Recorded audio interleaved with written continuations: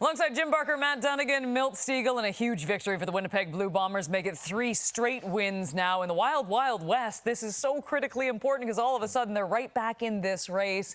And kudos to the Hamilton Tiger Cats defense, by the way. Chris Jones comes in, makes an immediate difference. They had 3 picks in this game, but a win is a win for Winnipeg, and it was obviously the game-winning drive orchestrated by Zach Collaros under 2 minutes to go. The veteran got it done, Milt. Yeah.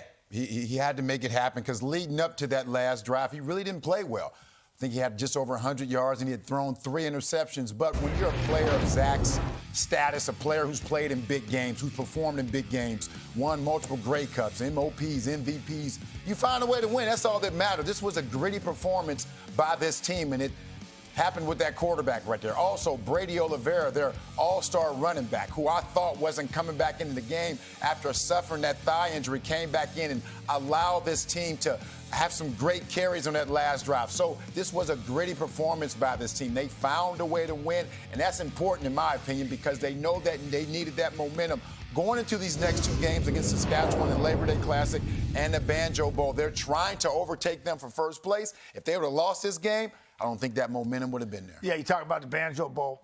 You talk about the Argonaut-Hamilton rivalry, too, on Labor Day. Both these teams are going to be limping into those games, and particularly Winnipeg, because they lost a couple offensive linemen. They dress 7, and they lose their starting left tackle, all-star, perennial all-star, Stanley Bryant, and then Wallace back up. He goes in and plays, and he gets hurt fairly quickly, and it really affected that football team. And I like how the bell cow for the Winnipeg Blue Bombers, Brady Oliveira, answered the bell, and he stepped up and he delivered late because that offensive line was really struggling and trying to protect Zach Collaros. But like you said, he got it done down the stretch.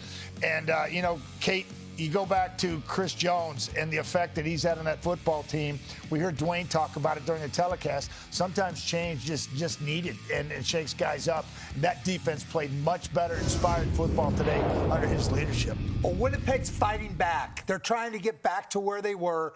Good teams win games like this because it was a game they probably shouldn't have won. Hamilton played great, but they didn't play good enough. Yeah. I thought that Winnipeg got back to playing bully ball, doing the things they do. Oliveira running for 120 yards, and they just seemed to control the line of scrimmage. But, again, Hamilton, 130 yards for Tim White. Yeah. Just a great effort for them. I thought they had some hop in their step. Getting a new coordinator gives you that initial boost. Now, can they carry that into Labor Day? Yeah, can Winnipeg take this momentum into Labor Day? Boy, these are big games these teams are playing come Labor Day. Well, and I think the good news was, too, Bo, I mean, yeah, the numbers aren't off the charts by any stretch of the imagination, but it was good and it was safe. And it's enough to win football games, and you got to like that momentum. But you're right. Labor Day Classics are going to be phenomenal. The Banjo Bowl is going to be amazing. And then even after Saskatchewan, they get back-to-backs against the Elks. So this could be wide open come the beginning of October as we send it back to SportsCenter.